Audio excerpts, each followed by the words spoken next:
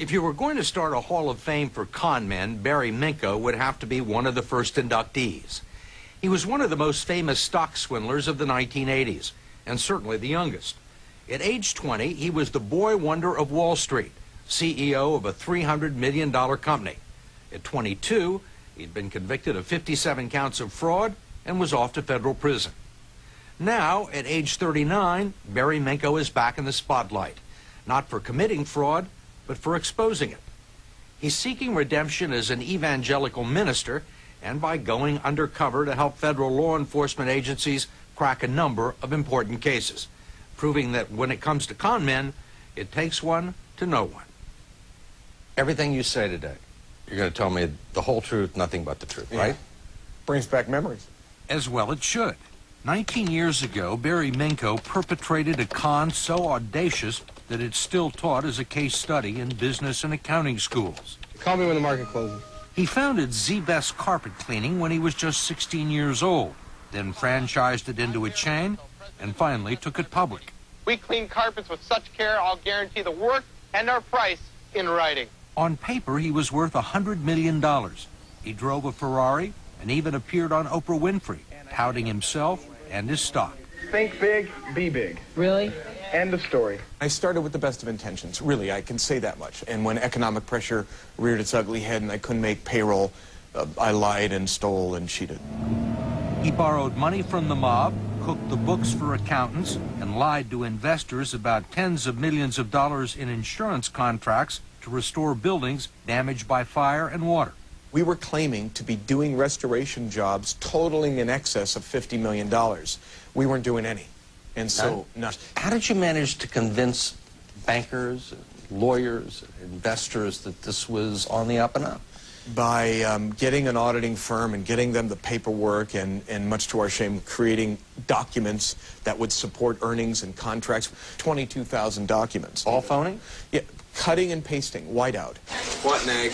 When a major accounting firm finally demanded to see one of the restoration jobs, Minkow found a brand new building in Sacramento, paid off a guard, and brought the auditors in on a Saturday morning. We'd give the guard $50 to recognize us. We'd bring the auditors in. They'd say, hi. And we'd walk up and say, yeah, we just did all this. We put signs about Z-Best. It was like a Hollywood production. And we went to great lengths to fool and to deceive. But it worked. You know, most frauds, that's the way they are. I call it the second law of fraudodynamics. They go from order to disorder. They work, but it's not if you're going to get caught, but when. When it did collapse, he left investors holding the bag for $26 million, wiping out life savings and ruining lives. He founded a company called the Fraud Discovery Institute and lectures business students, law enforcement officers, and corporate executives on white-collar crime. He actually began investigating white-collar crime 2 years ago when a friend asked him to check out a questionable investment. I looked at the thing, and it was volumes of information and websites, and I thought to myself, if I was a crook, what would I do to pull this off? And I thought, there's a unique approach. He quickly discovered the company, MX Factors, was operating without a business license and appeared to be a scam. So he wrote up a report and sent it off to a federal postal inspector named Tim France. He urgently asked me to look into it. It turned out to be a big fraud. Yes, $35 million in losses.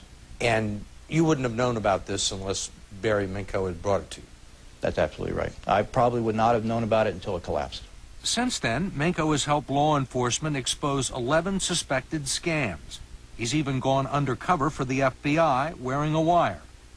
The biggest case involved financial advisory consultants run by James Lewis, who's charged with bilking investors out of $300 million in retirement money. Minkow is much less interested in prosecuting frauds than he is in exposing them while they're still going on. He searches public records, employs private detectives, and goes undercover to perform the kind of due diligence most investors don't know how to do. He's now helped authorities uncover far more fraud than he ever perpetrated, and as a result, Judge Dikran Tavrisian, who originally sentenced Minkow to 25 years, released him from the terms of his probation. He's uncovered several hundreds of million dollars worth of frauds, And I give him credit for that. You can take what you used to use for evil and manipulative reasons and to hurt people and use those same talents and abilities to help them. And I believe people can change. For more of our interview with Barry Minkow, go to our website at 60minutes.com.